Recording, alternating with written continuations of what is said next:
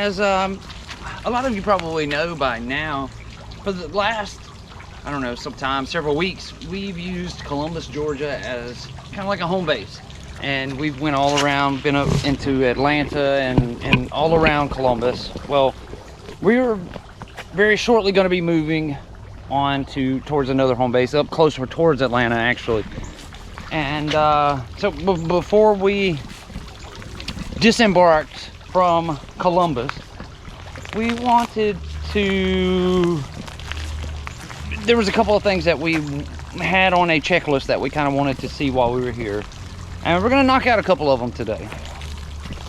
There's a few museums actually here in Columbus that we want to see. They should be pretty interesting. One of them is definitely right up my alley. We're going to go see the Coca-Cola Space Science Center here in Columbus, and then we're going to move from there over towards Fort Benning. We got a fun-filled day of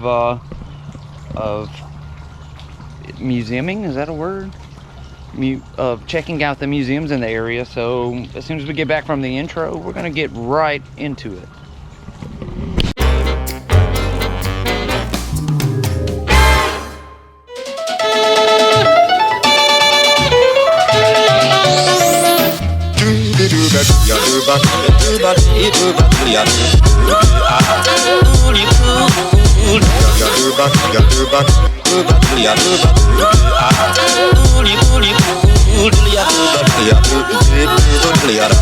Everybody's at the record.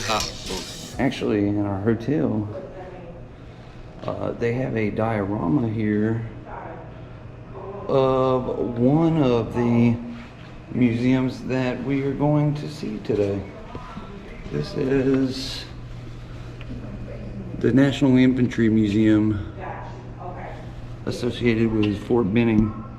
They have this massive diorama here of it, even with a Huey on top of it.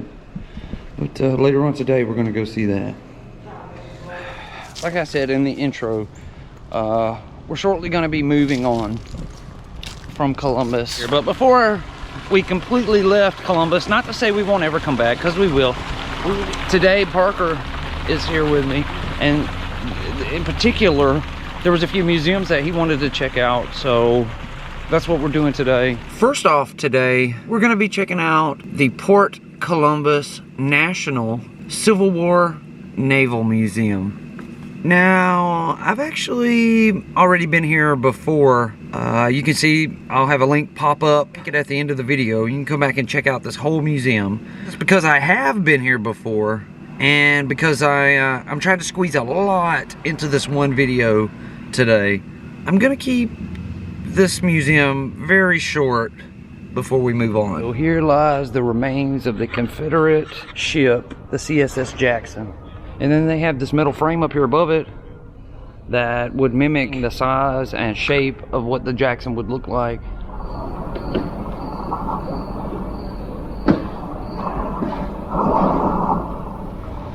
I don't know if you can see the outline of the space shuttle in there. We are at the Coca-Cola Space Science Center. It's part of Columbus State University here in Columbus, Georgia. Yeah. There's the astronaut there, and then the walkway to get onto the space shuttle. So the deal is they have the shuttle, but it's just like a movie almost. Hello crew and welcome aboard. The external tank, which is the large orange fuel tank that we're currently attached to, has been filled to its flight load of liquid hydrogen and liquid oxygen propellants. Also, the two white solid rocket boosters, or SRBs, have been armed. This is where we'll get most of our power. And when they light, we are going somewhere because there's no turning them off. How about this nozzle off of a space shuttle engine? This is the real deal. This flew into space 9 times. 4 different space shuttles. In fact, here it is on Space Shuttle Atlantis. It's an actual picture of this exact nozzle in space. Wow. Just imagine all of the fire that has been blown out of this in 9 missions to space.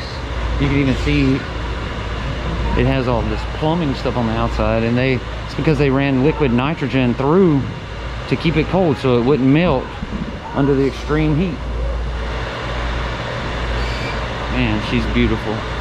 They told us that you see this mission control center sign up here. They told us that this is the real deal, man. That hung up above mission control in Houston for the entire run of the space shuttle program. This is a general purpose computer. This is a space shuttle computer. Now, they had to be radiation free, and they had to be able to withstand the vibrations of launch. They had 5 of them on every shuttle. 4 of them were actually in service at any given time, and 1 of them was a backup. Believe it or not, this tire was on the front of STS 91 and 95. It landed twice, but if you look, the space shuttle always lands on its rear tires, just as you see in the picture. So the rear tires had to be changed every landing, but the front did not. They could get 2 uses out of the front tire. This tire was on Space Shuttle Discovery when John Glenn made his return to orbit. This orbiter leading edge reinforced carbon. If you look on the picture of the shuttle, these edges are gray. They're gray, and it is these pieces. So getting to see the Space Science Center is always a lot of fun here. If you're ever in Columbus, I definitely recommend you come by and check it out. Just getting to see the artifacts that's in there is remarkable all in itself. We're not done yet though. There's another museum here in town that we want to see. The next portion of today's video brings us on to Fort Benning, the military base. We're actually going to enter the base for this video. One of the places that we wanted to see today is right here at Fort Benning. This is the National Infantry Museum, but I guess because of COVID and all of that stuff, the National Infantry Museum is closed until further notice. Earlier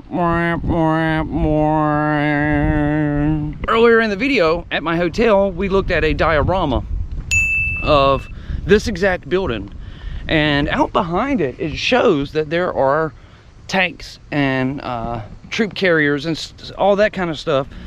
So we're gonna walk down the hall of flags here, and we'll check out, try to see what's back here.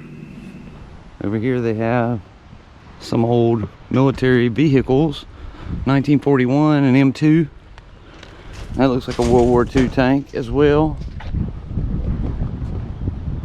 And this looks newer, kind of like Desert Storm era. This section, Fort Benning it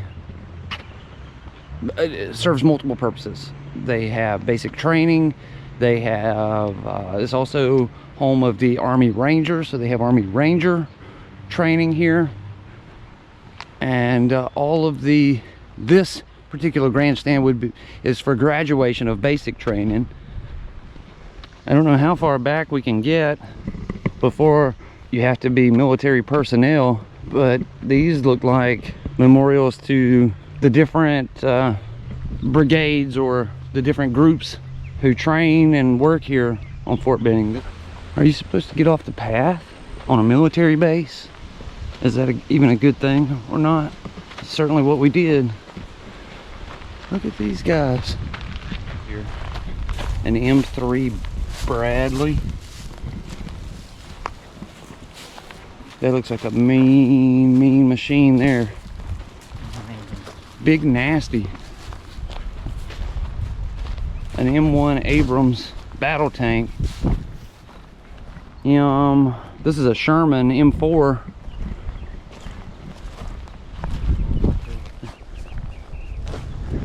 Oh look, they have some military train here. They even have it sitting on tracks and everything, built up on this nice platform. I'm guessing maybe this was a troop carrier. Let's see, here's the Chattahoochee Choo Choo, the Fort Benning Light Railway. So this is exactly what it was. It was a troop transport that served here at Fort Benning for a long time, for many, many, many years. It doesn't appear that we can get in here. It seems like all the gates are closed, but this is absolutely incredible. This is a mock-up of what Fort Benning would have been like during World War II, pretty much. I mean, these were the barracks, the mess hall. World War II, Company Street, 700 series building. In the fall of 1939, when the war started in Europe, the United States began a massive mobilization effort in the event that we went to war. By November of 1944, the Army was able to house over 6 million troops in this country alone. The large majority of the troops were lodged, fed, and supplied in more than 30,000 temporary wooden buildings arranged just like these here on site. It really reminds me of Captain America, the First Avenger, Camp Lehigh, where Cap was trained, where he was born. That's what it really reminds me of. And unfortunately, we can't get in there. It's fenced off today. They do have the flag at half mast, but they do have tags up like this. Says this was a supply building. This is where they got their rifles and toilet paper, blankets, you know, ammo belts, etc. They got it all from that building there. Over there would have been the barracks. Obviously you had religion down there at the end. I can't read the sign for this building over here to the left, nor these two, but surely one of them would have been a mess hall, maybe officers' quarters or something to that nature. So unfortunately we can't get into the Infantry Museum nor the old World War II compound back there today. But we did get to see some cool tanks and some cool stuff out here. So at least it wasn't all a bust. The global war on terrorism. Oh wow, that's a piece of the World Trade Tower. September 11th 2001, World Trade Center North Tower, floors 93 through 99. It was struck at 8:46 a.m. and collapsed at 10:28 a.m. That's a section of the towers. Man, that's crazy to see. Oh, as you can see, this is a pretty cool area of Columbus. Well, all right then. That's it for this video today.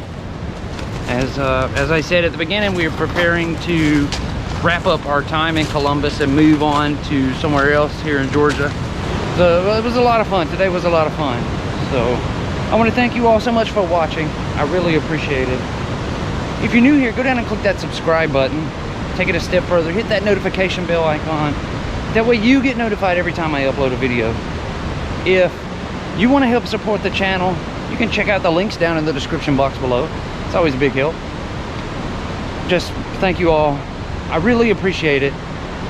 I will see you again tomorrow. I hope you all have a great day. Please stay safe and stay healthy.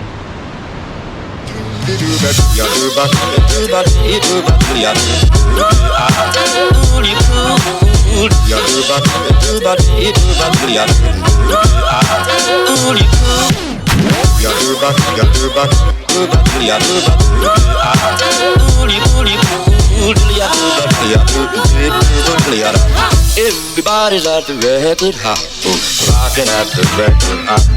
Rocking at the record house.